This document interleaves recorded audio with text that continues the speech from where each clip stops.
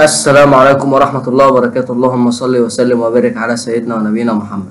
وقفنا مع بعض في كورس CS50 عند المتغيرات، وقلنا ان احنا ان شاء الله بإذن الله هنكمل مع بعض بعد التكرار في سكراتش تطبيق عملي كده بسيط. هنعمل لعبة زي اللي اتعملت بالظبط في جامعة هارفارد من الدكتور، وهي اللعبة البسيطة اللي قدامنا دي، وهنشرح المتغيرات. هنعمل مع بعض ان شاء الله بإذن الله أول لعبة في حياتنا بالسكراتش، وهتكون اللعبة البسيطة ديت. وما تخافش، هيكون الموضوع بسيط جدا ولذيذ جدا، واللعبة هتكون زي ما انت شايف برضو كده. هنجربها اهيت مع بعض. لعبة بسيطة جدا يعني، يا دوبك دوت بيجري كده ورا قط صغير، فاهم؟ فالموضوع بسيط ومش عايزك تقلق منه خالص يعني. يا دوبك ان انت بتجري وتقوم رايح الحتة دي، فالموضوع بسيط ومش عايزك تقلق منه. فيلا بينا نبدأ كده مع بعض مشروع جديد، ونعمل كل حاجة من الأول تاني. مبدئيا هيفتح معاك كده، ولو مشفتش الفيديوهات الأولى لازم تشوفها علشان خاطر مكملة لبعض. ما ينفعش تخش على الكورس دوت من غير ما تشوف بقية الحلقات اللي فاتت. تعالى بس كده سريعا نتكلم عن الفاريبلز. الفاريبلز ديت متغيرات، والمتغيرات ديت أنا بحفظ فيها حاجة. طب ازاي؟ أنا دلوقتي عايز أضيف فاريبل خاص بيا أنا. هتيجي هنا هتدوس ميك فاريبل، وتقوم دايس عليها وتكتب الاسم اللي انت عايزه، وهتكتب اسمك، اسم شخص انت عايزه. انا وليكن هكتب اسم هو عشان خاطر انا كنت كاتبه قبل كده، وهقوم دايس اوكي. فهيجي هنا اسم تسجل هنا اهوت، فهقوم حاطه هنا اهو، واقوم مكبر كده. لو عايز تكبر كبر عادي براحتك، واهوت ست. طب انا ممكن اعمل قيمه، انا عايز اشغل الفاريبل دوت. الفاريبل ظهر عندي اهو، تمام.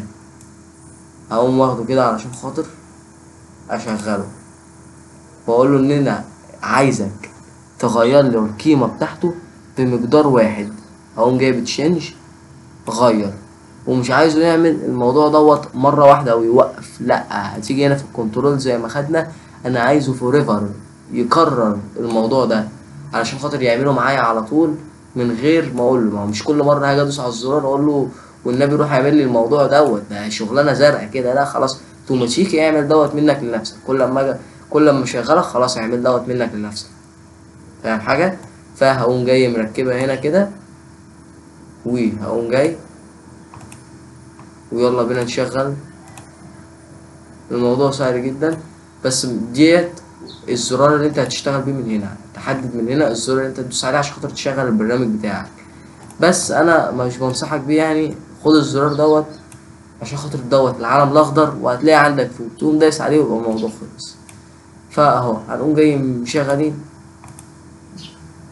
زادت عندي القيمة بمقدار واحد. طب هتيجي تقول لي هي ما زادتش تاني ليه؟ لان انا لسه ما عملتش بيها لعبة، ولا لسه عملت بيها اي حاجة.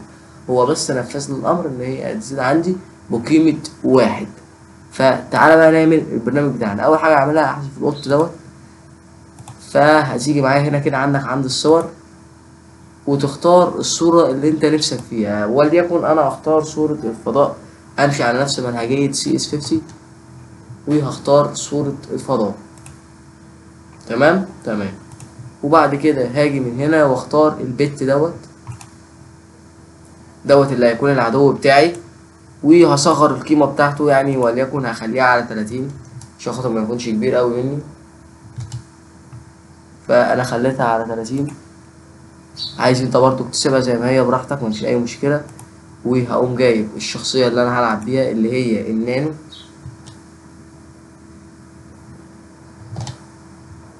ادي شخصية النانو بتاعتي، وبرضو هقوم مصغر القيمة بتاعتها. وهقوم جايب المجوهر اللي انا هلعب بيه اللي هو هيكون كريستال. اديني جبت عندي الكريستال اهوت، فادي الكريستالة بتاعتي اهيت. طيب انا دلوقتي لو جيت شغلت اللعبة ما فيهاش لسه اي امر برمجي. انا عايز ابرمج اللعبة، فهبرمج كل شخصية. هبرمج مرة البت، مرة النانو، مرة الكريستال. بس قبل اي حاجة انا عايز ان انا اول ما اشغل اللعبة تكون كل واحدة واقفة مكانها في مكان معين. فهاجي هنا كده عند شخصية النانو، وهقوم بادئ بأول برنامج عندي. وأول برنامج عندي إن أنا عايزه يقف تحت. أول ما أشغل اللعبة ألاقي النانو واقف تحت، ودوت واقف فوق. هعملها ازاي؟ هقوم جاي هنا عند جو تو ديت وهقوم ساحبها هنا كده بالشكل ده، وهتقوم مخليلي كده القيمة ديت بصفر، وهتخليلي ديت بسالب 140 بحيث ان هو يكون واقف تحت على طول. تمام. وتعالى كده نشغل اهي كده اللعبة. اول ما بدأت انت هتلاقيه واقف تحت، يعني بص انا سحبته، بص ابدأ اللعبة من جديد، هو اوتوماتيكي هيقف تحت لوحده. تعالى نبرمج شخصية العدو. هقوم جاي هنا كده واقوم برضك عامل اول برنامج، وهقوم جاي حاطط له برضك الجو تو. تمام. وهاجي هنا هغير قيمة الواحد ديت وهخليها برضك بصفر. لو انت مش فاهم حاجة اتأكد ان انت ما اتفرجتش، تكون اتفرجت على الفيديوهات الاولانية، لان لو ما اتفرجتش على الفيديوهات الاولانية مش هتعرف تطبق حاجة. فهنيجي هنا كده نكتب 140، لان الحاجات اللي انا باخد منها الاكواد دي انا شارحها كلها بالتفصيل. فاللي قاعد مكمل معايا الفيديو هو شاف الفيديوهات الاولانيه، علشان خاطر كده هيعرف يعمل ويبرمج معايا صح. فهقوم مشغلها 140 يعني هيكون فوق على طول اهو كده بقى معايا فوق. بص خدت الشخصيه نزلتها لتحت، هو خلاص عرف مكانه ان هو يبقى فوق. تعال نبرمج المجوهر. انا عايز المجوهر دوت يقف في مكان عشوائي، مره يقف هنا مره يقف هنا مره يقف هنا، يعني المكان اللي هو يعجبه يقف فيه. فتعالى نعمل كده. فهتقوم حاطط برضك تشغل، وهتقوم جاي واخد جو تو راندوم بوزيشن ديت بتسمح له ان هو يقف في مكان عشوائي. فلو جيت بدأت اللعبة بص هو بيقف في مكان عشوائي انا محددتلوش.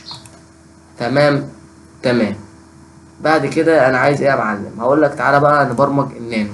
انا عايز لما ادوس السهم يطلع لفوق ياخد المجوهر، وينزل لتحت لما ادوس تحت، ويجي شمال ويجي يمين. هتيجي تقولي طب اعمل كده ازاي؟ هقول لك صلي على النبي عليه الصلاه والسلام. هتيجي معايا برضك من هنا، لان طبيعي انت هتكون عايز تشغل اول البرنامج يعني.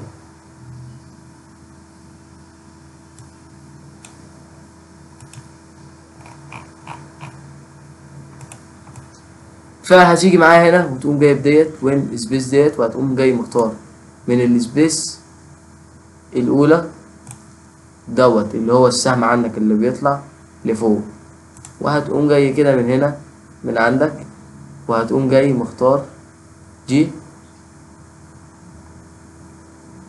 وهتقوم جاي كده من عندك وتقوم مختار ديت. ده بتسمح له يتحرك في اي اتجاه فوق ولا تحت، وهتقوم دايس عليها بالشكل ده. هتلاقيها المفروض كان هيتحرك كده، فانت هتقوم ظابطها لي كده، هتقوم ماسك السهم ده كده وتقوم ظابطها هنا بحيث ان هو هيتحرك بزاوية لفوق مش زاوية لتحت. فبعد ما انت تظبط السهم عندك لفوق، فهتقوم جاي تعمل له الحركة بتاعته اللي هي الموف، ان انت بعد كده خلاص انت عايزه ان هو خلاص بقى ايه هيتحرك ويشم نفسه، فاهم حاجة؟ وبعد كده هتجيب ديت عندك هتقوم مركبها، هتلاقيها تحت اللي هي الست، عشان خاطر لما يجي يطلع يفوق يطلع براسه عدل. لان انت لو مش مركب ديت وعاملها على الليفت فهيجي يطلع ممكن يطلع مرة معوج مرة كده مرة كده. فتعالى نجرب البرنامج بتاعنا ونشوف اهو بيطلع لفوق زي ما انت شايف. الموضوع لذيذ جدا، بس لو جيت تنزله ما بينزلش. ليه يا معلم؟ انت ما برمجتوش ان هو ينزل، والكمبيوتر زي ما قلت لك بينفذ اللي انت هتقوله منه بالحرف. فهقوم جاي هنا كده وعامل دبل كليك تمام، واقوم عامل غيرها، وهقوم قايل له خلاص اسمح لي بقى ان هو ينزل لتحت، وهتجيب لي السهم ده وتقوم منزلهولي كده. تمام وهتقوم عامل لي دي كده. فيلا بينا نجرب، يلا بينا. اهو بيطلع معايا بينزل معايا، بص الجمال، حاجة عظمة ورايقة. طب ما تيجي نبرمجه ان هو يجي كده ويجي كده عادي. تعالى يا باشا يلا دبل كليك حط الكود. انا عايزك تفهم قبل ما تحفظ ماشي. وهتقوم جاي يلا على السهم بتاعنا يلا. اظن ان انت كده بقيت فاهم الموضوع يعني. فتعالى كده بقى نشوف. بينا بيطلع عادي، بينزل بيجي كده، انما تيجي تجيبه على الناحية التانية ما بيجيش. فهنقوم مبرمجين واحدة كمان، وبكده يعتبر هنكون خلاص برمجنا ديت ان هي خلاص عرفت هي هتمشي من انهي اتجاه. وهتقوم جايب السهم الناحية دي وتقوم سايب دي اهو. يلا بينا كده، بيجي في اي حتة يقدر ياخد الكريستال. تمام. طب انا عايز بقى الخطوة اللي جاية ابرمج البت. ابرمجه على ايه؟ ان هو يجري ورا النانو. كل ما النانو يجري هو بيجري وراه، لان دوت شخصية العدو. فتعال نشوف هنعمل كده ازاي. فهتقوم جاي عندي كده من الموف،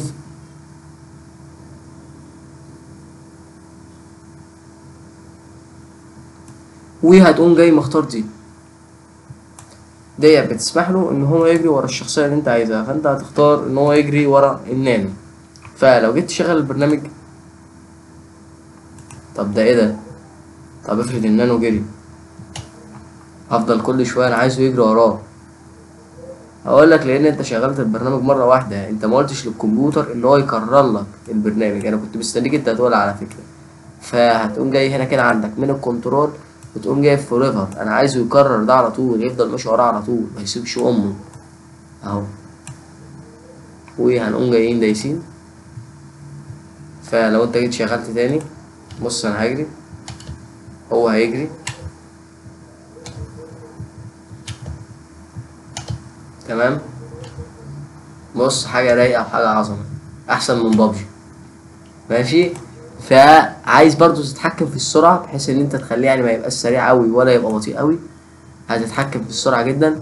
كل ما تزود الرقم دوت كل ما هتبطئ سرعته ان هو يجري وراه بالروح. فلو خلينا دي كده على 3 مثلا، وهنقوم جايين دايسين هنا كده، بص سرعته بطيئة بحيث ان هو يقدر يجري وراه. السرعه بتاعته مالها بطئ. طب المفروض برضو تستفيد بالاكواد اللي انا بعملها ديت وتركز معايا فيها. وخد بالك ان انا مش هشرح لك كل حاجه في السكراتش. يعني انت بص، انت عندك اكواد كتير جدا ديت انا مش هشرحها لك. السبب ان انت عندك في كورس سي اس 50 هو ما تعمقش جدا في السكراتش. هو يا دوبك خلاك تفهم بيه بس التكرار والمتغيرات والحركه، الحاجات البسيطه جدا يعني. فتعالى احنا كده برمجنا دي وبرمجنا ديت وبرمجناش ديت اللي هي لسه ما اتعملش فيها اي حاجه. خد بالك برضو احنا هنرجع كده للبت تاني، وخد بالك ان احنا خلاص كده مش هنبرمج اي حاجه في شخصيه البت. احنا خلاص كده يعتبر برمجناها يعني بحاجات كامله ومتكامله يعني. فاحنا مش هنحتاج خالص ان احنا يعني نبرمج فيها اي شيء تاني خالص. فهتيجي معايا بقى عند الكريستال ونقوم مبرمجينها. احنا كنا واقفين لحد هنا، ممكن تدوس زرار كنترول هنا على فكره لو عايز تكبر، لو مش شايف حاجه يعني كويس قوي. فتعالى بقى كده نبرمجها مع بعض ونشوف ازاي نشغلها. هتقوم جايب لي انا عايزه دلوقتي ان لو دي لمست دي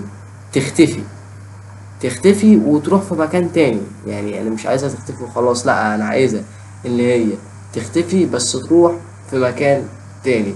هعمل دوت ازاي كده؟ انا عايز شرط لو لمسها تختفي. فانا بتكلم في الاف، فهقوم واخد الاف هنا كده، وهقوم جاي عند السنسنج وهقوم جايب تاتشينج اللي هي لو لمسها. اللي لو لمست النانو. تمام. لو لمست النانو اللي يحصل تروح في مكان تاني ويكون مكان عشوائي، يبقى جو تو راندوم بروزيشن. تمام. تعالى كده نحطها نجرب. تعال وهنقوم جايين واهو مش شغاله برضو. ليه مش شغاله؟ انت ما كررتش البرنامج. في حاجه اقول لك تكرر البرنامج برضو. دايما الحاجه اللي تعملها لازم تعمل لها تكرار عشان خاطر تفضل شغاله على طول. تمام اهو. تعالى بقى كده نجرب. يلا بينا. وهتقوم جايين هنا كده ونفضل نمشي اهي. راحت في مكان تاني عشوائي اهو. طيب دلوقتي بقى انا عايز احسب لنفسي قيمة. يعني ايه عايز احسب لنفسي قيمة؟ يعني عايز هنا يكون في قيمة ان انا مثلا خدت الكريستالة مرة الرقم ده عمال يزيد. وخد بالك ان الرقم دوت في المتغيرات الفاريبلز، فلو شلته خلاص الرقم دوت اتجاه. فالرقم دوت في المتغيرات اللي هو الفاريبلز. فهعمل الكلام دوت كله ازاي؟ هقول لك بسيطة وسهلة. اول حاجة هتقوم مركب معايا المتغير اصلا ذات نفسه اللي هو السكور هنا، وهتقوم ظابطها عندك على سكور. تمام. تمام. انا عايز بقى ان انا كل مرة المس فيها ديت قيمة السكور تتغير بقيمة واحد، عشان خاطر يعدلي انا خدت كام مرة، 1 2 3 4 5 كده فيها. هقوم جاي هنا على التشينج واحطها من ضمن الشروط، لو لمست انا عايزك تغير لي القيمة بتاعتها بواحد. الموضوع كده بسيط ولذيذ. بص، عشان خاطر انا عارف ان انت توت مني، لان انا في بداية رحلتي في تعلم البرمجة كنت بعاني من المشكلة ديت، ومش عايزك انت كمان اصلا تعاني منها، وعايز احلها لك بابسط الطرق. ان هم عمالين يشرحوا كل حاجة ورا بعض وبيكروتوك وتحس ان انت مش فاهم حاجة. بس هو صدقني مش هعمل كده ببقية اللغات يعني، بس انا شايف ان اللغة سهلة جدا جدا، انت ممكن تتعلمها لوحدك يعني. فعشان كده انا بحاول اختصرها. فانت دوت الزرار اللي بيبرمج البرنامج، انا خدته حطيته، عملت حاجة اسمها جو تو راندوم بوزيشن، وجيت عملت حاجة اسمها جو تو راندوم بوزيشن. دوت وظيفتها ايه؟ وظيفتها ان تخلي المجوهر يجي في مكان عشوائي. بعد كده جيت قلت له ايه؟ قلت له لو النانو لمس المجوهر عايزك يروح في مكان تاني عشوائي، وعايز السكورز. انت دلوقتي لما بتيجي في اللعبة لو خدت مثلا كورة او خدت حاجة يقوم يزود لك القيمة بتاعتك، يقول لك انت كده مثلا جبت 5 كيل، كده جبت 6 كيل. فانا عايزه انا اول باخد ديت خلاص انا كده جبت كام كيل؟ جبت 1 كيل 2 كيل، زي بابجي كده، فاهم حاجة؟ تمام. فانا عملت كده ازاي؟ قلت له انا عايزك تغير لي قيمة السكور دوت بواحد. فاحنا لو جينا نلعب كده وجينا بصينا، لو انا جيت خدت دلوقتي القيمة بتاعتي هتتزاد بواحد، فاحنا لو جينا عملنا فعلا القيمة بتاعتي هتزداد بواحد زي ما انت شايف اهو. زاد لي 1، 2، هوبا 3، 4، 5، 6، 7. تمام. تمام. اظن ان كده الموضوع بسيط جدا يعني وسهل جدا. تاني حاجة بقى انا عايز اعملها، وهي هتيجي تعملها لي كده هنا من عند اللغز. ايه هو اللي انا هعمله يا صديقي الصدوق؟ انا عايز ان انا بعد ما اوصل ل5 شكل المجوهر دوت يتغير. خد بالك ان شكل المجوهر ده اصلا بطبيعته بيتغير معايا، فانت لو جيت بصيت كده وبص شكل المجوهر اتغير معايا، بس انا ظبطه على الشكل الاول. انا عايز يوصل للشكل الكبير بس بشرط. ايه هو الشرط دوت؟ ان هو لما يجي بعد 5 في اول حاجة اقوم واخد اصلا مشغل اصلا للبرنامج، وهقوم عامل كده. فانا عايزه ان هو طول ما هو في 5 يكون عند الايه، ولو زاد عند ال5 يا معلم القيمة بتاعته او المجوهر يقوم جاي مقلوب للشكل الجميل اللي احنا شايفينه ده. فطبعا هقوم جاي ان انا بقول له لا اما يحصل كده لا اما يحصل كده. فمش هاخد الاف، هاخد حاجه اسمها الاف اس، عشان خاطر لو ما حصلش كده انا عايزه ينفذ لي شرط تاني يسيبها لي زي ما هي. فهقوم واخد برضو الاف ديت، وهقوم واخدها برضو حاططها عندي في قلب الفوريفر. تمام. تمام. وهقوم جاي بقى كده من هنا، وهقوم واخد دي العلامة دي، وأقوم واخدها حاططها هنا، وأقوم جاي عند الفاريبلز، وأقوم واخد السكور اللي هو القيمة أقوم حاطه هنا، وأقوم قايل له طول ما السكور دوت أقل من ال5 عايزك تخليلي الشكل بتاعها يكون الشكل الأول اللي هو شكل الإيه. طيب لو زاد عن ال5 إيه اللي هيحصل؟ هينفذ لك التانية else اللي هي التانية. وطبعا عايز مع كل دوت طبعا القيمة تتغير، يعني هو مش مع كل دوت القيمة مش هتتغير، لا القيمة هتتغير برضو بمقدار واحد يعني. فهقوم جاي برضو عند الفاريبلز ده، وهقوم قايل له انا عايز برضو القيمة تتغير، يعني انت مش هتسيبني كده القيمة ما تتغيرش. لا وبس انا مش هسكت كمان على كده، امال هتعمل ايه يا معلم؟ اقول لك ده انا كمان عايز يكون في اصوات، لما يكون بياخد المجوهر ويكون في صوت، ولما يكسب الكبيرة يجيب لي صوت مختلف. فهتيجي هنا عند الاصوات ممكن تغيرها عادي اهو. فهتيجي هنا عند اول واحدة انا عايز الصوت الطبيعي العادي دوت مع اول واحدة طول ما هو في ال5. تمام. وهقوم مركبها، وهقوم قايل له برضه في التانية ركبها لي. اوعى تكون بتحفظ، البرمجة فهم مش حفظ، ماشي؟ انت لسه ما دخلناش على التقيل احنا خالص عشان خاطر تقول لي عايز احفظ. فلو تعالى بقى كده نجرب اللعبة اصلا كلها، يعني عايزين نجرب اللعبة.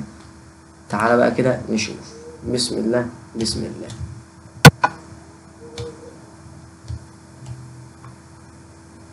تعالى كده مع بعض، يلا بينا. فتعالى بقى كده نبرمج اللعبة كده مع بعض اهو. اللعبة بتتفتح معايا جدا عادي بالطبيعي جدا، الموضوع سلس جدا. ولو جيت هي قيمتها اصلا هتزيد، شكل الظهر هيتغير. فلو جيت بصيت هنا اهو،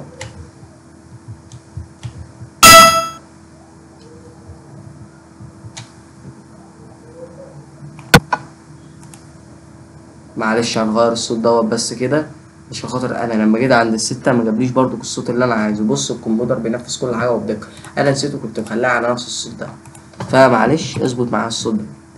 انا عايزك تبرمج انت كمان اول لعبه لنفسك، فصدقني الموضوع سهل جدا وبسيط جدا، بس عايز منك شويه تركيز. هي اللعبه كلها عباره عن ان انت بتفكر وتشغل دماغك بس، والله العظيم مش اكتر يعني. فاحنا كده برمجنا الكريستالة متكاملة، مش عايز انا من الكريستالة اي شيء تاني. هاجي بس كده عند النانو، الحاجة الأخيرة اللي أنا عايز أعملها. إيه هي الحاجة الأخيرة يا عم اللي أنت عايز تعملها؟ أنا عايز لما البت يلمس النانو اللعبة تقف ويجيب لي صوت خسارة.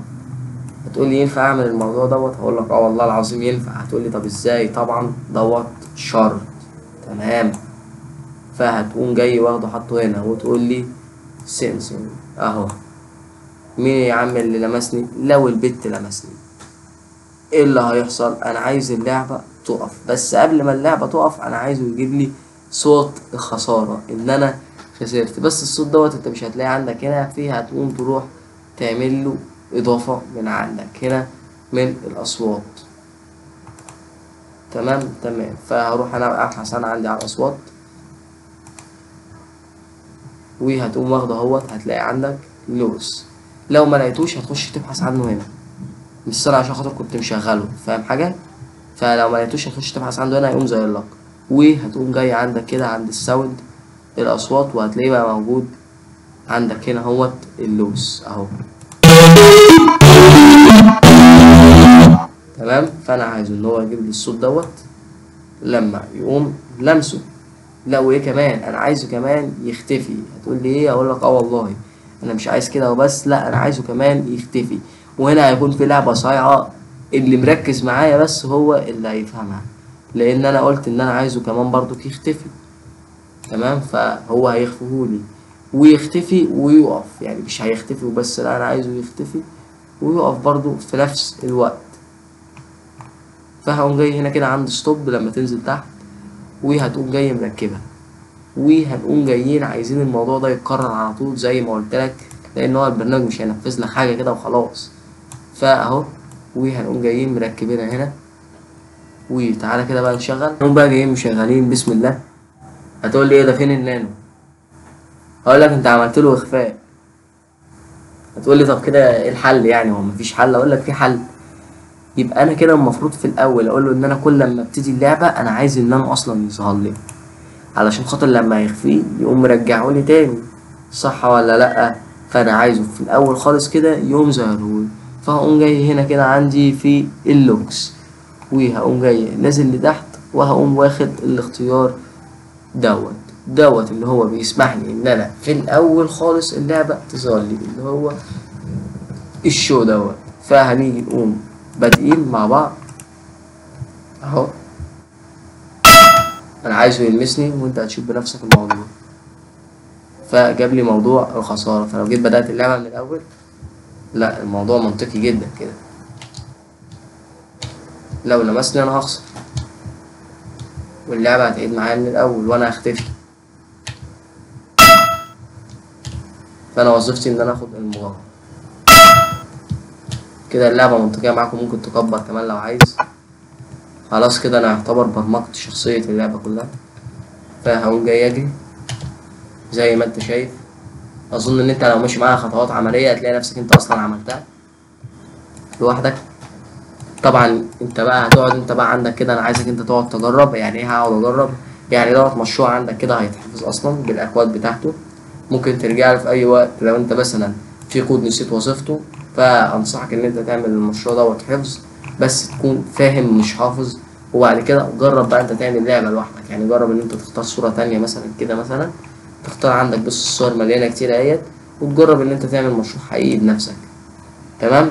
فان شاء الله باذن الله كده عايزك تذاكر دوت معايا، علشان خاطر هنخش في اساسيات لغه السي، اللي هي يعتبر هنخش فعلا في بدايه رحلتنا في البرمجه في كورس سي اس 50. فانا يعتبر كنت عمال اشرح لك بالبلدي، ومش عمال اقول لك كلام انجليزي كتير معقد، وعمال اشرح لك بالبلدي جدا جدا، عشان خاطر لو في اصلا اطفال بتسمعني تكون فعلا تفهم السكراتش بطريقة سهلة وبسيطة. بس لما نخش في لغة السي الكلام بتاعنا هيكون تقيل شوية، فعايزك بقى تديني كل تركيزك. فلو استفدت بقى ما تنساش الاشتراك في القناة وتدوس لايك، والسلام عليكم.